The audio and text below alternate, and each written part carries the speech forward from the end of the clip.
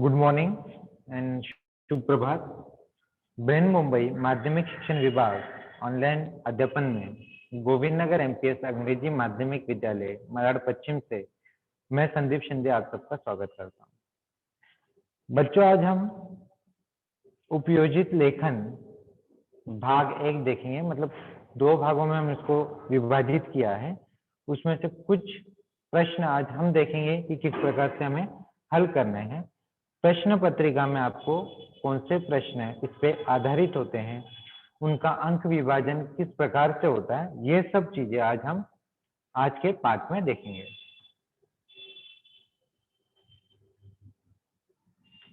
रचना विभाग उपयोजित लेखन विभाग 5। कुल अंक जो होते हैं इसके लिए कुल 26 अंक होते हैं। और ये जो 5वां प्रश्न आपका आता है, अंतिम प्रश्न जो आपके प्रश्न पत्रिका का होता है, वो उपयोजित लेखन पे आधारित होता है, जिसमें आपको पत्र लेखन, कहानी लेखन, गद्य आकलन, इस प्रकार के प्रश्न उस प्रश्न में पूछे जाते हैं। जो अंतिम प्रश्न आपका 5वां होता है, उसके कुल अंक कितने होते हैं? 26 अंक इसके लिए दिए जाते हैं। अंक वर्गीकरण, ठीक है, इसके जो घटक हैं वो कौन कौन से हैं और साथ में इसके लिए निर्धारित अंक कितने दिए गए हैं वो भी हम देखेंगे। पत्र लेखन पहला घटक है, जिसके लिए आपको 5 अंक दिए गए हैं। प्रश्न पत्रिका में 5 अंक के लिए प्रश्न पूछा जाएगा। गद्य आकलन कुल 4 अंक, निर्धारित अंक यानी मैक्सिमम मार्क्स जो आपके लिए रहेंगे उसके लिए वो 4 अंक रहेंगे। वृत्तांत लेखन या कहानी लेखन, इन दो प्रश्न आपको आएंगे, वृत्तांत लेखन और कहानी लेखन। उनमें से कोई एक प्रश्न आपको वहां पे लिखना है, उसका उत्तर लिखना है। जो आपको अच्छे से आता है वही करना है। वृत्तांत अगर आपको अच्छे से लिखना आता है तो वो लिखिए, या कहानी अगर आपको अच्छे से लिखने आती है तो कहानी लिखिए। जो आपको सरल और अच्छे से आप लिख सकते हैं वही लिखिएगा। उसके लिए कुल अंक है 5 अंक। विज्ञापन लेखन, विज्ञापन लेखन के लिए कुल अंक हैं 5 अंक। निबंध लेखन, इसके लिए आपको कुल 7 अंक है। मतलब कुल आपको पत्र लेखन के लिए 5, गद्य आकलन के लिए 4, वृत्तांत या कहानी लेखन किसी एक के लिए 5, विज्ञापन लेखन के लिए 5, निबंध लेखन के लिए 7, ऐसे कुल आपके 26 अंकों के लिए ये आपका 5वां जो प्रश्न है उपयोजित लेखन वो आएगा। सर्वप्रथम हम शुरुआत करते हैं प्रश्न 5(a)(1). जो आपके प्रश्न पत्रिका का प्रश्न 5वां (a)(1) रहेगा वो रहेगा पत्र लेखन। इसके लिए कुल अंक आपको रहेंगे 5 अंक। कितने अंक रहेंगे? 5 अंक इस प्रश्न के लिए पूछे जाएंगे। 5 अंक के लिए प्रश्न पूछा जाएगा। पत्र लेखन में जो अंक विभाजन होगा वो किस प्रकार से होगा वो भी हम साथ साथ देख लेते हैं। दिनांक, संबोधन, प्राप्तकर्ता का ओहदा तथा ईमेल, ये सब लिखने के लिए आपको अंक मिलेंगे 1। क्या क्या लिखना है वहां पे? दिनांक यानी डेट, संबोधन किसके लिए लिख रहे हैं उसके पद लिखना है आपको, उसकी पोजीशन लिखनी है, तथा ईमेल, ये 3 चीजें लिखने के लिए आपको वहां पे मिलेंगे 1 अंक। विषय, आप किस विषय पे वो पत्र उसको लिख रहे हैं वो विषय लिखने के लिए संदर्भ और अभिवादन, ठीक है। संदर्भ यानी आपने उसके किस संदर्भ में वो पत्र आप लिखा है, और अभिवादन के लिए आपको कुल अंक रहेंगे 1। विषय विवेचन, जो विषय आप डिटेल में वहां पे लिखेंगे उसका एक्सप्लेनेशन जो दे रहे हैं, आप उसको एक्सप्लेन करके लिख रहे हैं, उसके लिए आपको अंक रहेंगे 2। तो आप कितना प्रभावी उसको विषय को सामने वाले को लिख रहे हैं तो उस पर आधारित रहेंगे वो अंक। प्रेक्षक के हस्ताक्षर यानी आपके हस्ताक्षर, स्वनिर्देश, नाम, पता, ईमेल आईडी प्रेक्षक का, यानी यहाँ पे आपके हस्ताक्षर होने अनिवार्य हैं, आपका नाम होना अनिवार्य है, आपका पता होना और आपका ईमेल आईडी, ये सब लिखने के लिए आपको कुल अंक मिलेंगे 1। दिनांक संबोधन ईमेल के लिए 1, विषय संदर्भ अभिवादन के लिए 1, विषय विवेचन के लिए 2, प्रेषक के हस्ताक्षर स्वनिर्देश नाम पता ईमेल आईडी प्रेषक का यानी आपका यानी जो लिख रहा है उसका, इसके लिए मिलेंगे 1 अंक। ऐसे कुल 5 अंक के लिए ये प्रश्न पूछा जाता है, यानी पत्र लेखन आपको परीक्षा में आता है। पत्र के प्रकार, अभी जो पत्र जो होते हैं वो 2 प्रकार के होते हैं, औपचारिक और अनौपचारिक। प्रति और प्रेषक के बीच में व्यक्तिगत या निजी संबंध नहीं दर्शाते हैं। जो औपचारिक पत्र होते हैं वो प्रति और प्रेषक के बीच में व्यक्तिगत या निजी संबंध नहीं दर्शाते हैं। मतलब आप किसी आपके रिश्तेदार को ये पत्र नहीं लिखते हो। ये औपचारिक पत्र अगर बच्चे लिख रहे तो स्कूल के प्रिंसिपल के लिए लिख सकते हैं, किसी ऑफिस में आपको देना है वहां पे उसके लिए आवेदन कर सकते हैं, उसके लिए आप ये पत्र लिख सकते हैं। कोई व्यक्ति जॉब के सिलसिले में दे सकता है या किसी अधिकारी के लिए पत्र लिखता है तो वो औपचारिक पत्र कहलाते हैं। मतलब उनके बीच में कोई भी निजी संबंध वहां पे या व्यक्तिगत संबंध वहां पे नहीं होता है, जिसे अंग्रेजी में ऑफिशियल या फॉर्मल लेटर कहा जाता है। उदाहरण कार्यालयीन, व्यवसायिक, प्रधानाचार्य, संपादक, अधिकारी वर्ग। ठीक है, इनमें से आप किसी को भी अगर पत्र लिखते हो तो वो औपचारिक पत्र के अंतर्गत आता है। कहाँ कहाँ? कार्यालय के लिए, व्यवसायिक, प्रधानाचार्य, संपादक, अधिकारी, इनमें से किसी के लिए भी आप पत्र लिखेंगे तो क्या आएगा? औपचारिक पत्र कहलाएगा या उसके अंतर्गत वो आएगा। दूसरा पत्र जो होता है वो होता है अनौपचारिक पत्र। अनौपचारिक पत्र किसे कहते हैं? प्रति और प्रेषक, प्रति यानी जिसको आप लिख रहे हैं, प्रेषक यानी आप, प्रेषक के बीच में आपसी या निजी संबंध दर्शाते हैं। प्रति और प्रेषक इनके बीच में क्या होता है? एक निजी संबंध होता है, एक लगाव होता है, यानी एक रिश्ता होता है। वहां पे आप अपने रिश्तेदारों को अगर पत्र लिखते हैं, ठीक है, आपके मित्र को पत्र लिखते हैं, तो ऐसे पत्र जो होते हैं वो अनौपचारिक पत्र के अंतर्गत आते हैं, जिसे अंग्रेजी में अनऑफिशियल या इनफॉर्मल लेटर कहा जाता है। उदाहरण के तौर पे परिवार के सदस्य को, यानी आप माता पिता चाचा मामा किसी को भी आप अगर पत्र लिख रहे हैं तो वो अनौपचारिक पत्र कहलाएगा, या आप किसी मित्र को भी पत्र लिखते हैं तो वो भी अनौपचारिक पत्र के अंतर्गत वहां पे आता है। पत्र के जो घटक होते हैं उसे जानना बहुत महत्वपूर्ण है। तो हमें क्या क्या घटक का ध्यान रखना है कि ये घटक उस पत्र को लिखते समय अवश्य ही आने चाहिए।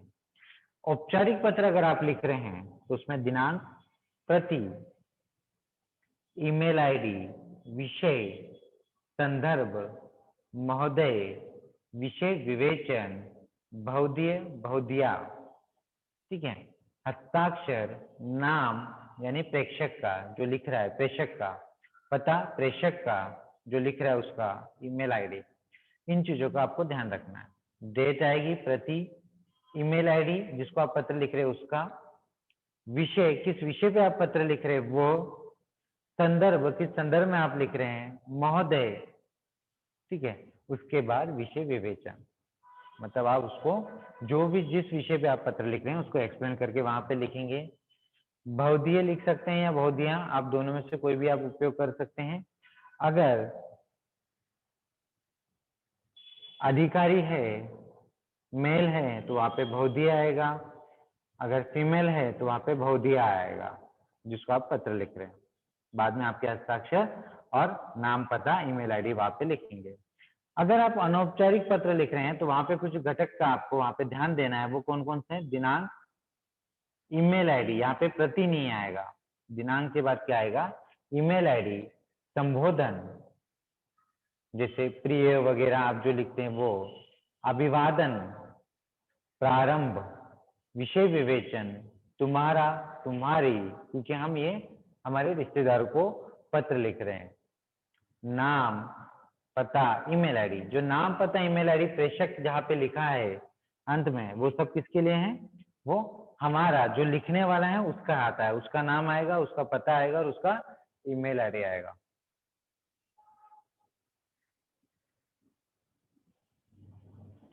यहाँ पे एक उदाहरण के तौर पे हम पत्र लेंगे कि विषय परीक्षा में किस प्रकार से आपको पूछा जाएगा पत्र।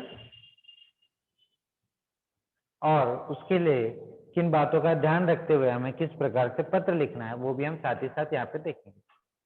आदित्य, सदन, इंदिरा नगर, कस्तूरबा गांधी मार्ग, औरंगाबाद से आदित्य या Aditi Borkar, police inspector, police station Shivaji Nagar 431001 को लाउड स्पीकरों के शोर से होने वाली परेशानियों की शिकायत करते हुए पत्र लिखता है या लिखती है।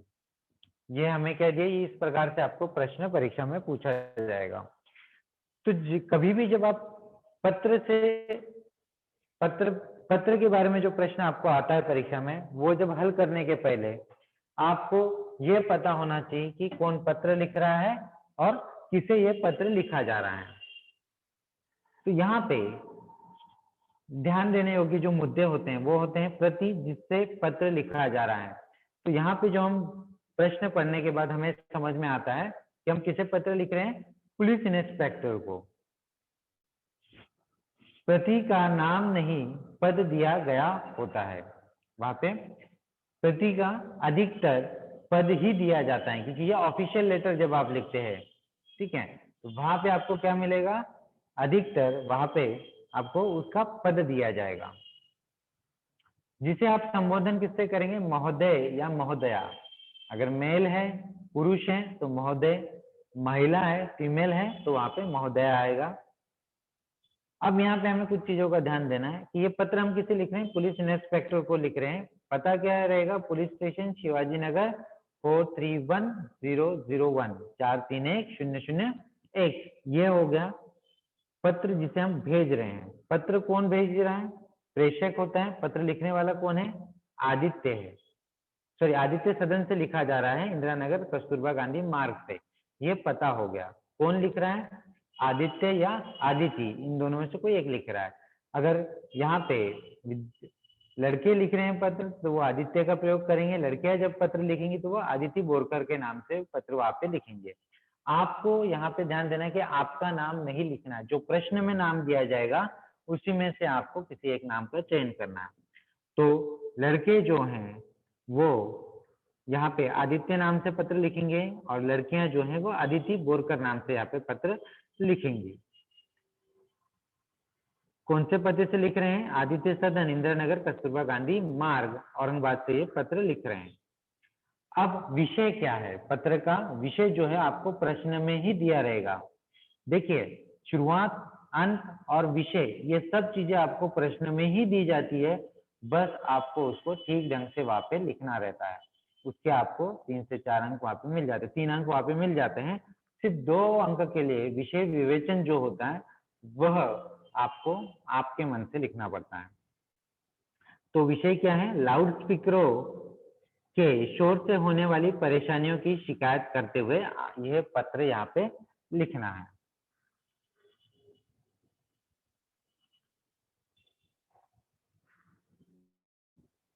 ठीक है, अब औपचारिक पत्र आप किस तरीके से लिखेंगे, यहाँ पे हम देखते हैं। 20 जनवरी 2021 दिनांक, सबसे पहले क्या आएगा, दिनांक। पहले राइट साइड में जो आपके राइट साइड में दिख रहा है वो देख लीजिए। सबसे पहले दिनांक, देन सेवा में प्रति। तो 20 जनवरी 2021 सेवा में पुलिस इंस्पेक्टर, उसका पद हम लिख रहे हैं। पुलिस स्टेशन शिवाजी नगर औरंगाबाद 431001। यहाँ तक हमने उसका पता लिखा, उसका पद लिखा, उसके बाद हमने उसका पता लिखा। फिर लिखा हमने pqr@abc.com, ये हमने उसका ईमेल आईडी है। आपने ईमेल आईडी हमेशा के लिए एक तैयार करके रखना है कि प्रति के लिए आप कौन सा ईमेल आईडी लिखने वाले हैं और आपके लिए आप कौन सा लिखने वाले हैं, उसमें कोई भी बदल करने की जरूरत नहीं रहेगी। ओके, उसके बाद आता है विषय। विषय क्या है, लाउड स्पीकरों के शोर से होने वाली परेशानियां, यह है विषय। महोदय, अब विषय विवेचन किस प्रकार से किया है, देखिए, बहुत अधिक लंबा नहीं खींचना है, उसे बड़ा नहीं बनाना है, कम से कम शब्दों में, परंतु जिसमें पूरा आप जो कुछ कहना चाहते हैं उसके द्वारा वो मैसेज वहां तक जाना चाहिए। हमारे इंदिरा नगर इलाके में रोज देर रात तक बजाए जाने वाले लाउड स्पीकरों के शोर से हमें परेशानियों का सामना करना पड़ रहा है। मैं आशा करता हूं कि आप शीघ्र ही इस विषय पे उचित कार्रवाई करेंगे। देखिए, जो मैसेज हमें देना था हमने वो बड़े ही सरल शब्दों में सिर्फ 2 वाक्यों में दे दिया। क्या दिया? हमारे इंदिरा नगर इलाके में रोज देर रात तक बजाए जाने वाले लाउड स्पीकरों के शोर से हमें परेशानियों का सामना करना पड़ रहा है। बाद में हमने लिख दिया मैं आशा करता हूँ कि आप शीघ्र ही इस विषय में उचित कार्रवाई करेंगे। ठीक है, कौन से विषय में? जो आवाजें हो रही हैं लाउड स्पीकरों के कारण, उस विषय में आप उचित कार्रवाई करेंगे, ये आशा करता हूँ। धन्यवाद सहित भवदीय आदित्य बोरकर, आदित्य सदन। देखिए, भवदीय के बाद भवदीय आपको लिखना ही लिखना है। भवदीय या कभी कभी भवदीय आएगा। आप किसको लिख रहे हैं उस पर ये निर्भर करता है, पुरुष पे है या महिला है। आदित्य बोरकर लिखने वाले का नाम, क्योंकि हम अभी जो लिखेंगे तो आदित्य बोरकर के नाम के द्वारा लिखेंगे। आदित्य सदन हमारा पता, आदित्य सदन इंदिरा नगर कस्तूरबा गांधी मार्ग औरंगाबाद 431001, और अंत में हमारा ईमेल आईडी भी लिखना अनिवार्य है। प्रति मतलब जिसको लिख रहे हैं उसका ईमेल आईडी भी अनिवार्य होता है शुरुआत में, और अंत में हमारा भी होता है। तो याद रखिएगा, जो शुरुआत होती है वो दिनांक से होती है, उसके बाद में सेवा में, और शुरुआत जो रहेगी हम किसको पत्र लिख रहे हैं उसका पता, उसका ईमेल आईडी, फिर विषय विवेचन, बाद में धन्यवाद सहित भवदीय भवदिया जो भी आना है, पुरुष या महिला के द्वारा इस पर निर्भर करेगा, और अंत में हमारा पता आता है।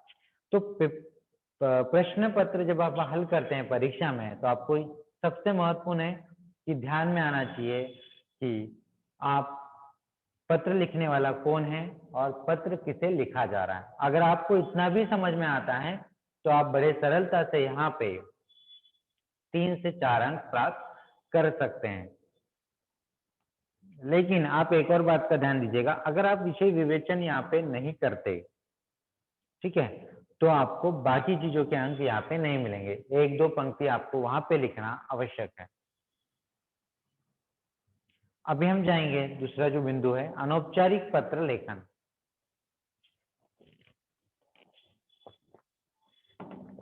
जैसे मैंने शुरुआत में आपको बताया, अनौपचारिक पत्र लेखन जो होता है वो हमारे किसी संबंधी मित्र, ठीक है, उनके लिए लिखा जाता है। बड़े उम्र के व्यक्ति के लिए लिखा जाने वाला जो पत्र होगा उसमें आपको संबोधन करते हुए पूज्य और अभिवादन करते वक्त सादर प्रणाम, ठीक है, आपका, आपकी, इस प्रकार से आपको वहां पे लिखना है। परंतु अगर आप हम उम्र के लिए, मतलब आपकी उम्र के किसी व्यक्ति को, मित्र को, या किसी आपके भाई बहन, किसी रिश्तेदार को पत्र लिख रहे हैं, या आपसे छोटी उम्र वाले के लिए पत्र लिख रहे हैं, तो उस समय संबोधन करते हुए प्रिय, सप्रेम नमस्ते, अभिवादन करते समय तुम्हारा या तुम्हारी, इन शब्दों का वहां पे प्रयोग करना है।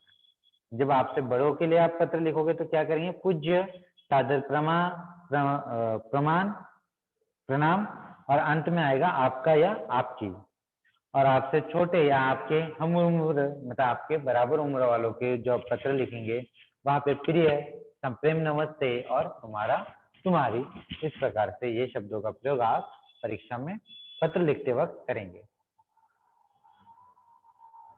अब एक हम अनौपचारिक जो पत्र है, इनफॉर्मल लेटर, उसको हम देख लेंगे।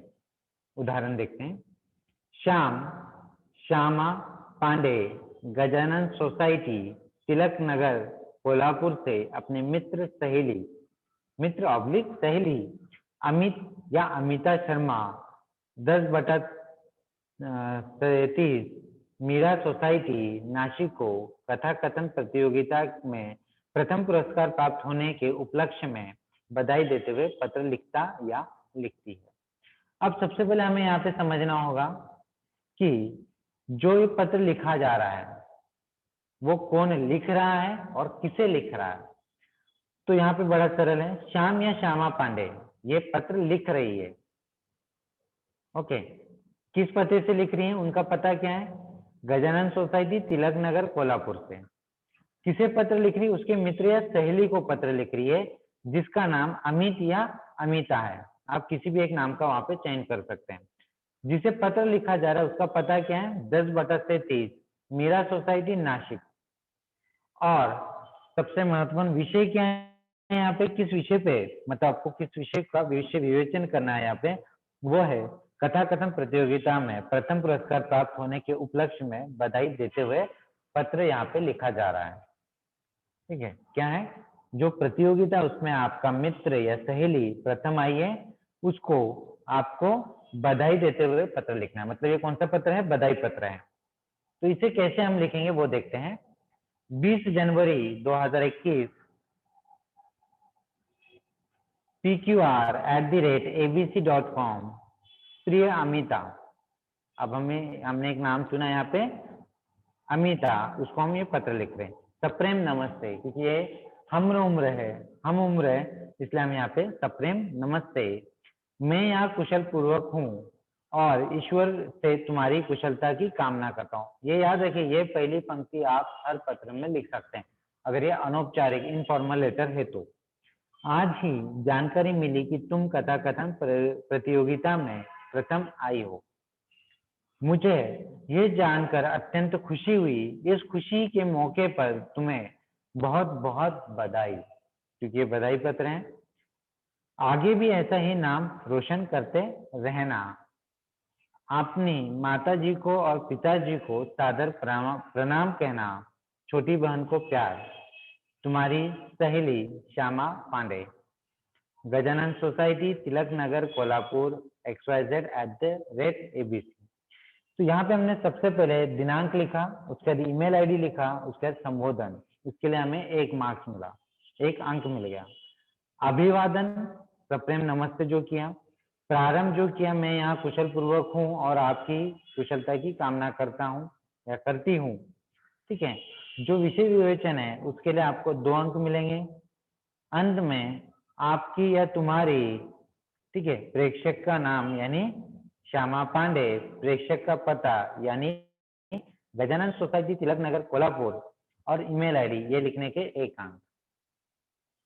इस प्रकार से यहाँ पे अंक विभाजन होंगे। तो अंक प्राप्त करना पत्र लेखन में बड़ा ही सरल है। केवल आपको पत्र का प्रश्न पढ़ते वक्त ये ध्यान में आना आवश्यक है कि पत्र किसे लिखा जा रहा है, पत्र कौन लिख रहा है, लिखने वाले और जिसे लिखा जा रहा है उनका पता क्या है, और विषय क्या है। विषय आपको प्रश्न में ही दिया जाएगा, जैसे का वैसा आपको विषय लिखना है। अगर ये है फॉर्मल लेटर है, ऑफिशियल लेटर है, तो आपको विषय वैसे का वैसा लिखना है। परंतु अगर यहाँ पे इनफॉर्मल लेटर है, अनऑफिशियल लेटर है, तो वहां पे आपको ध्यान देना है कि उस विषय को थोड़ा सा आपको चेंज करते हुए वहां पे लिखना है। दूसरा जो बिंदु है जिसपे आज हम चर्चा करेंगे वो है गद्य आकलन। गद्य आकलन यानी प्रश्न निर्मिति। इसके लिए कुल अंक रहेंगे 4। प्रश्न 5(अ)(2), ये प्रश्न कहाँ पे पूछा जाएगा, आपके प्रश्न पत्रिका के 5वें प्रश्न के अ के दूसरा जो प्रश्न रहेगा वो रहेगा गद्य आकलन पे आधारित। प्रश्न ऐसे होने आवश्यक है। यहाँ पे आपको देखिए गद्य आकलन का जो प्रश्न आता है, आपको एक परिच्छेद वहां पे दिया जाएगा, उस परिच्छेद पे आधारित आपको 4 प्रश्न वहां पे निर्मित करना है। लेकिन परंतु जब आप प्रश्न निर्मित करते हैं तो उस वक्त आपको कुछ बातों का वहां पे ध्यान देना है। तो कौन सी बातें रहेंगी वो हम यहाँ पे देखते हैं।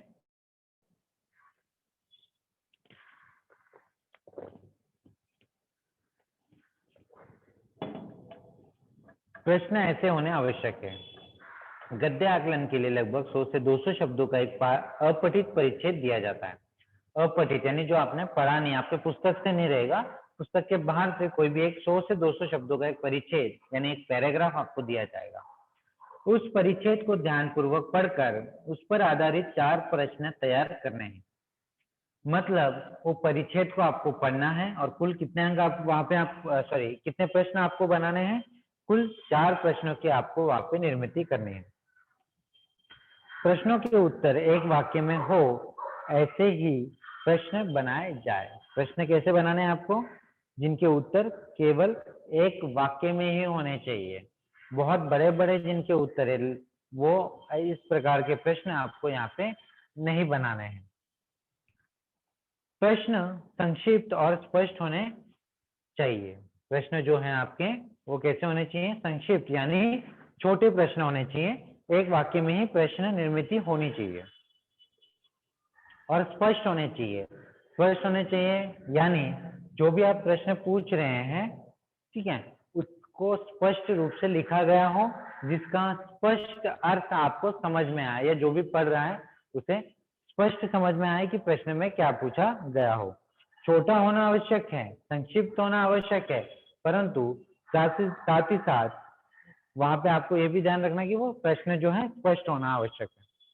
प्रश्नों के उत्तर दिए गए पद्यांश में हो। जो आपको पैराग्राफ या परिच्छेद दिया गया है उसी में उस प्रश्न का उत्तर होना आवश्यक है। ऐसा ना हो कि जो आपने प्रश्न बनाया है उसका उत्तर परिच्छेद में नहीं है, तो आपको वहां पे अंक प्राप्त नहीं होंगे। प्रश्न के अंत में प्रश्न चिन्ह लगाना आवश्यक है। बड़ा ही महत्वपूर्ण बिंदु है ये कि जब आप प्रश्न बनाते हैं, बहुत सारे बच्चे सही प्रश्न बनाते हैं, परंतु अंत में प्रश्न बनने के बाद प्रश्न के अंत में क्वेश्चन मार्क यानी प्रश्न चिन्ह लगाना भूल जाते हैं। अगर आपका प्रश्न सही है परंतु आपने प्रश्न चिन्ह वहां पे नहीं लगाया है, तो आपको वहां पे अंक नहीं मिलेगा। ध्यान रखिएगा। प्रश्न रचना पूरे गद्यांश पर हो। जो प्रश्न रचना है, ऐसा ना हो कि पहले 2-3 पंक्तियों पे ही आप चारों प्रश्न बना लें। तो ध्यान रखिएगा, हमेशा प्रश्न निर्मित करते समय आपको पूरे परिच्छेद पे कुल 4 प्रश्न बनाने हैं। मतलब हर एक दो पंक्तियों के ऊपर आपको एक एक प्रश्न की निर्मित करना है। हमें प्रश्न का उत्तर नहीं लिखना। बहुत सारे बच्चे प्रश्न निर्मित भी करते हैं और साथ ही साथ वहां पे प्रश्न के उत्तर भी लिखते हैं। तो यहाँ पे ध्यान देने वाली बात यह है कि आपको प्रश्न के उत्तर नहीं लिखना है। आपको प्रश्न बनाने के अंक मिलेंगे, उत्तर लिखने के अंक नहीं मिलते हैं, तो आप उत्तर ना लिखें, इससे आपका सिर्फ समय व्यर्थ होगा। शीर्षक दीजिए, सीख लिखिए, संदेश लिखिए जैसे प्रश्न तैयार करने नहीं है।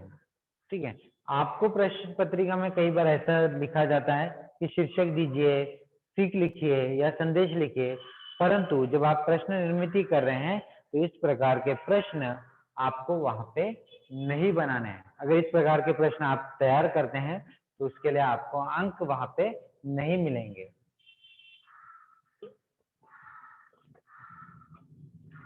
आकृति पूर्ण कीजिए जैसे प्रश्नावली प्रश्नों का समावेश गद्य आकलन में नहीं होगा।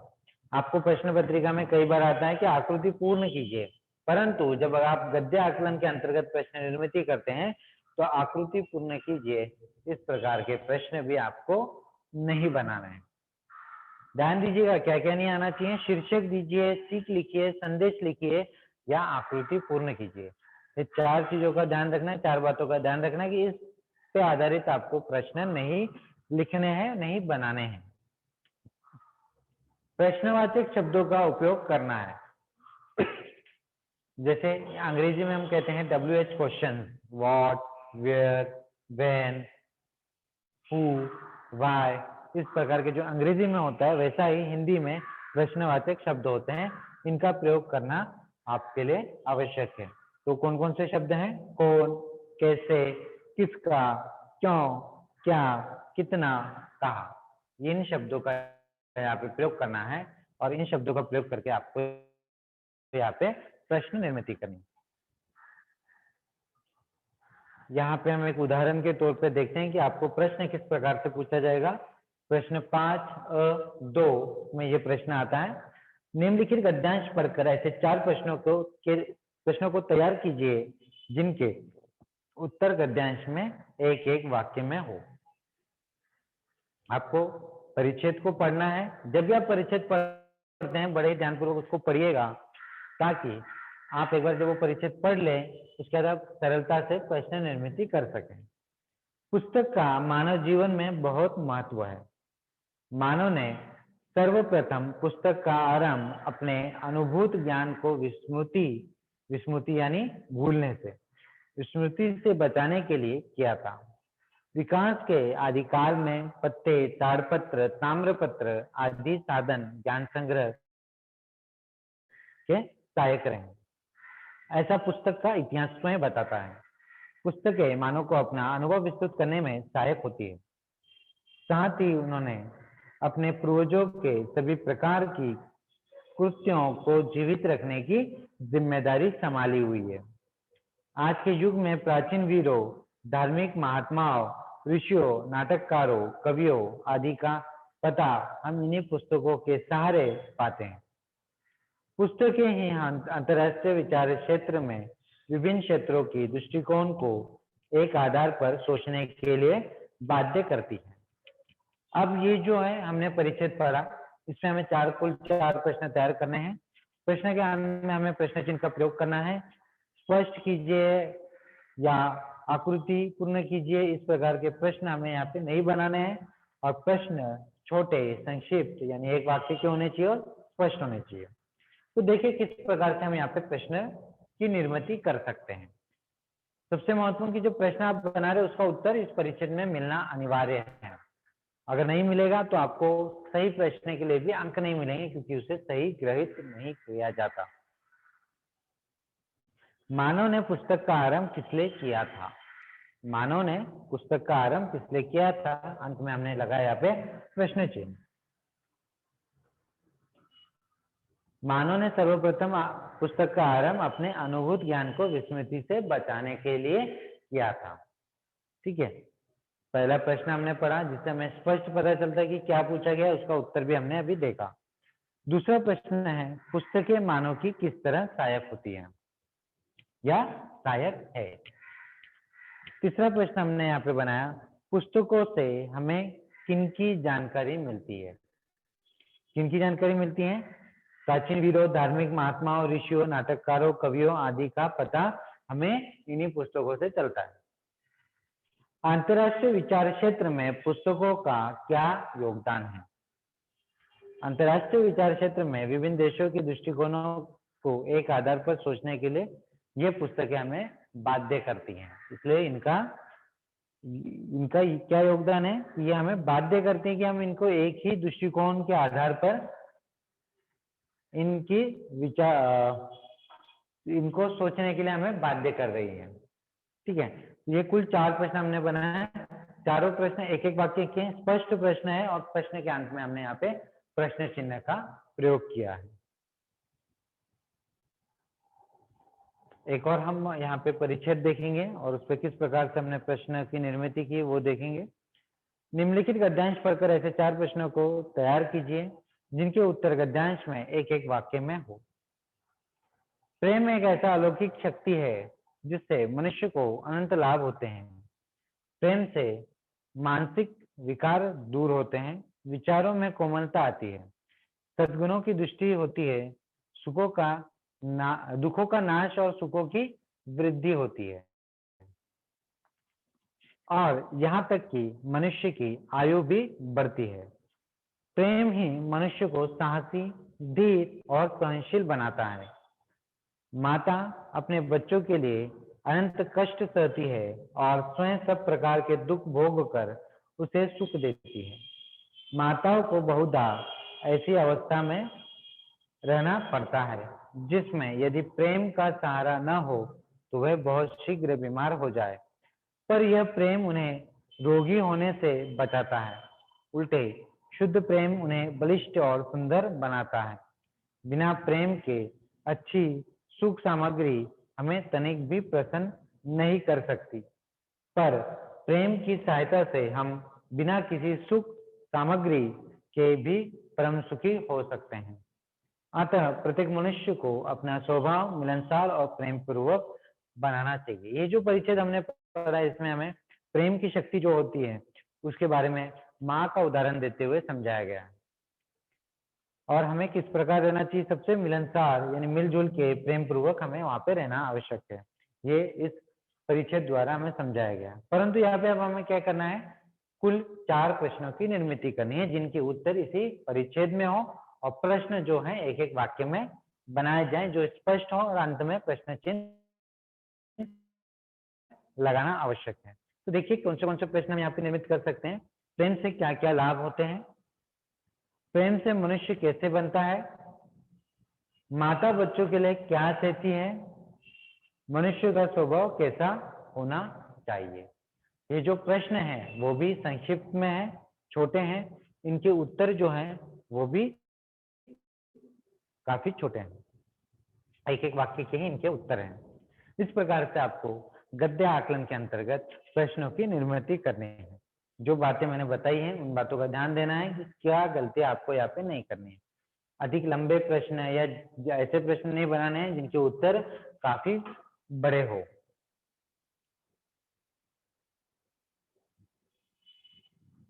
अगला जो बिंदु है वो है वृत्तांत लेखन, जिसे अंग्रेजी में रिपोर्ट राइटिंग भी आप कहते हैं। वृत्तांत लेखन वो लिखित सामग्री है जो किसी सत्य घटना, कार्य योजना, समारोह आदि के बारे में प्रत्यक्ष देखकर या छानबीन पूछताछ करके तैयार की जाती है। वृत्तांत जो रहता है वो क्या होता है कि आपने कोई घटना देखी है, कोई कार्यक्रम देखा है, तो उसके ऊपर आप जो समाचार पत्र में आपने पढ़ा होगा, जानकारी पढ़ते हैं, उस प्रकार की जो जानकारी लिखी जाती है वो वृत्तांत लेखन कहलाता है। वृत्तांत लेखन को रिपोर्ट राइटिंग अथवा प्रतिवेदन भी कहा जाता है। वृत्तांत अति संक्षेप किंतु काफी सारगर्भित रचना होती है।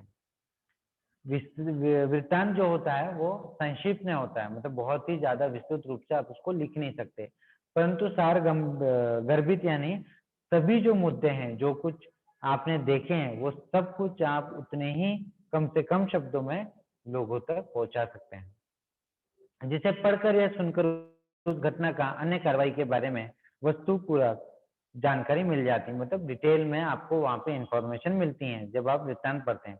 पूरी घटना को क्रमानुसार लिखा जाता है। जो घटनाएं होते हैं उसे वही क्रम में लिखा जाता है जिस क्रम में वो घटित हुई है। आप ऐसा नहीं कर सकते कि जो बाद में घटना घट रही है उसको पहले लिखा और जो पहले घटित हो रहा है उसे बाद में लिखे। आपको घटनाक्रम का ध्यान वहां पे देना आवश्यक है। वृत्तांत लेखन जो है आपको कुल 5 अंक के लिए आएगा। अंकों का वर्गीकरण किस प्रकार से वो देखते हैं। विषयानुसार, अभिव्यक्ति आदि 2 अंक।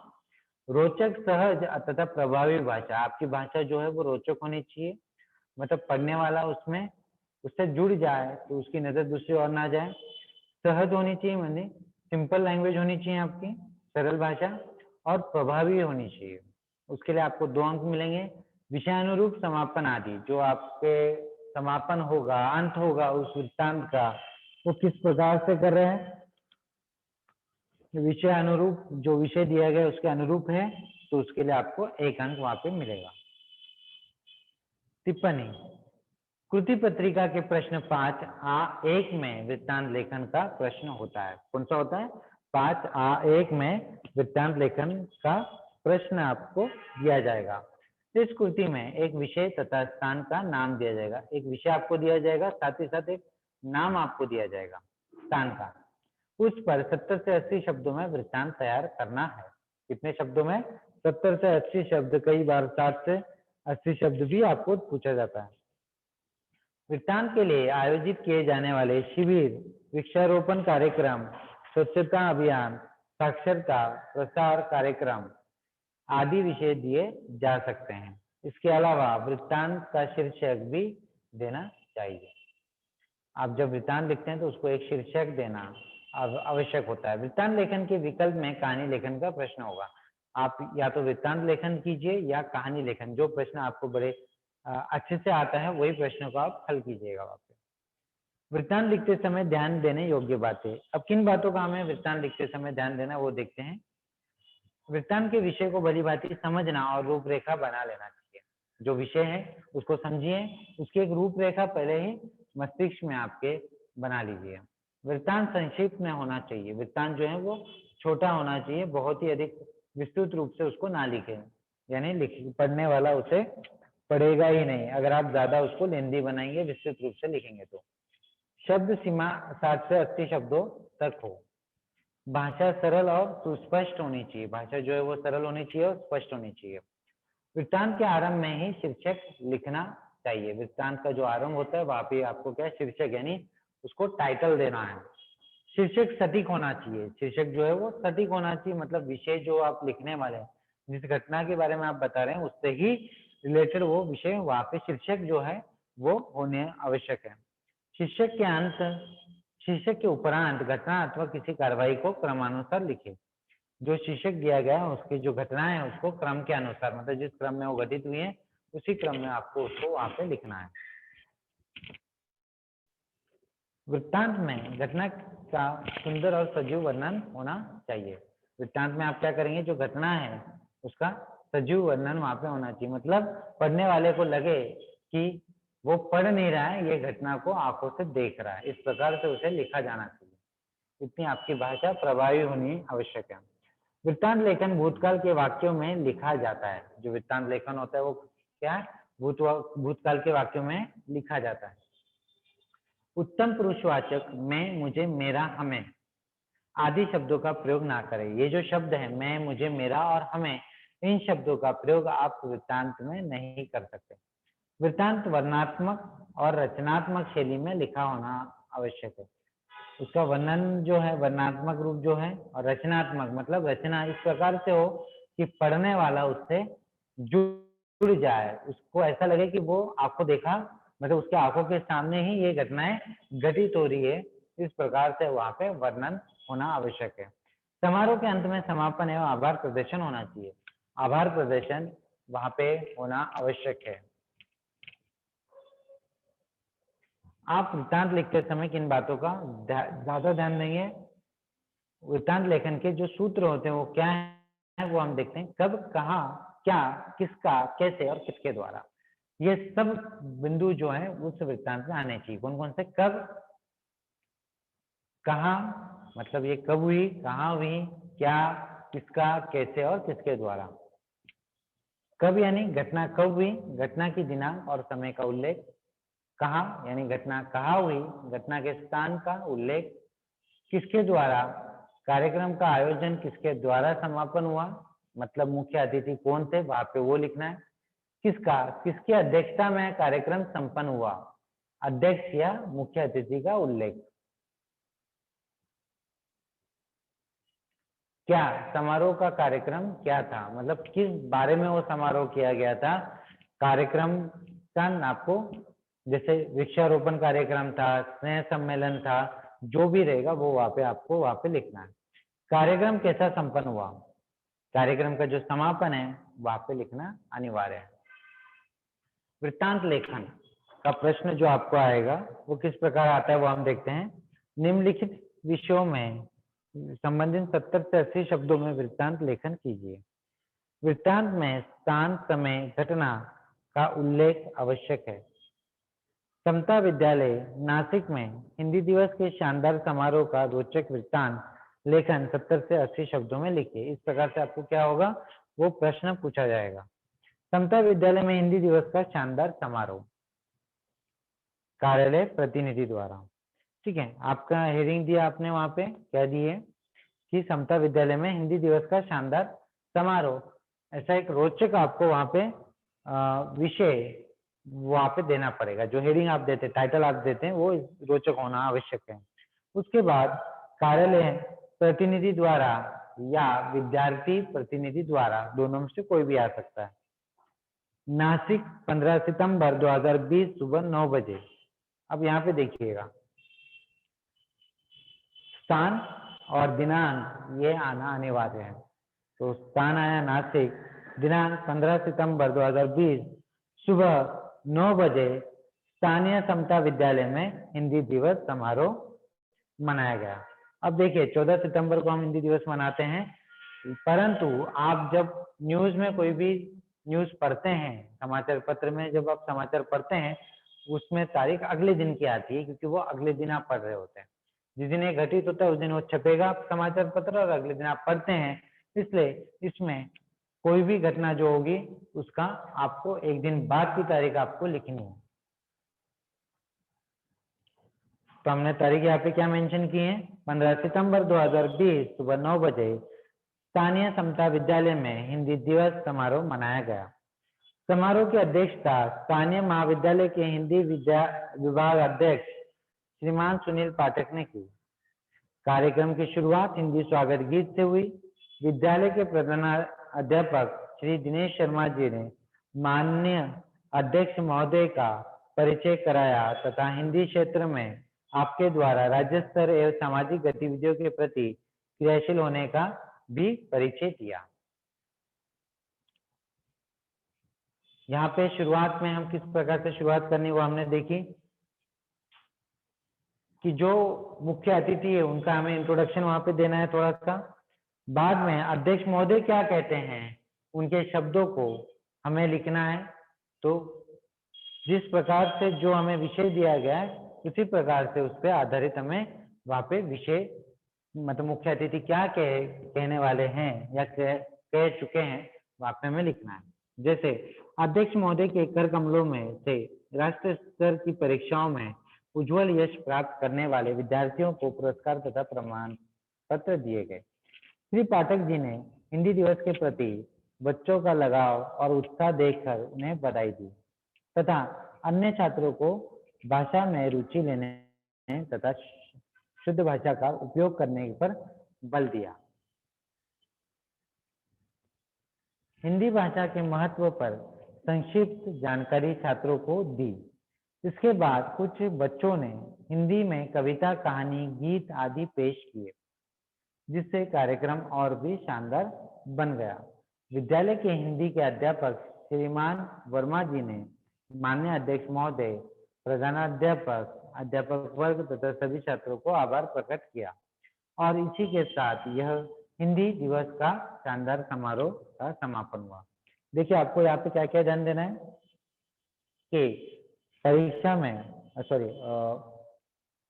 वृत्तांत लेखन लिखते समय सबसे पहले आप उसको एक विषय देंगे, शीर्षक देंगे, कार्यालय प्रतिनिधि द्वारा या विद्यार्थी प्रतिनिधि द्वारा, निर्भर करता है विद्यालय का कार्यक्रम में लिखने वाला कौन है, विद्यार्थी प्रतिनिधि, तो आप लिखे विद्यार्थी प्रतिनिधि द्वारा।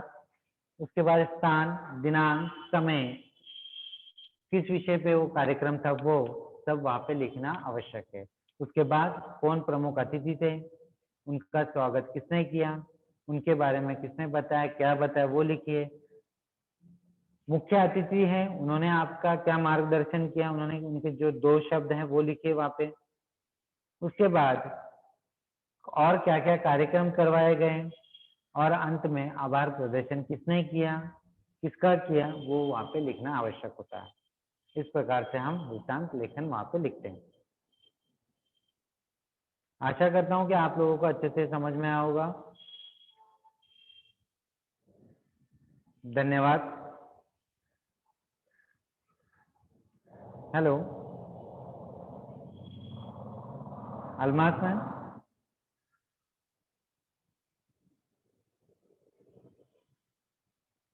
Hello hello